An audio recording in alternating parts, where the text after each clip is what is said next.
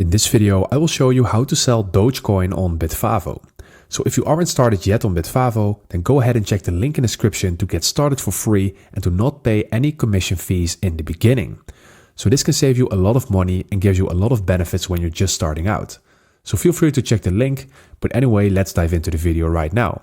So we're going to select Dogecoin. So you can go to your wallet and select it, or you can search for Dogecoin and select the cryptocurrency and then click on sell at the bottom right. And here you can enter an amount to sell, and please be aware that there is a minimum of around €5 or something that's equivalent to $5. So let's say we want to sell €6, then we're going to click on preview order.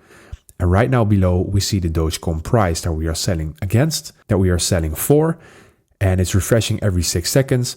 And below you can see the fees that are included. And again, if you do not want to pay any fees, then check the link in the description to get started for free and to not pay fees in the beginning. So anyway, let's click on Sell Doji. And right now our Dogecoin was successfully sold. And that is how you sell Dogecoin on Bitvavo. If this video helped you out, please leave a like and consider subscribing. And then I see you in the next one.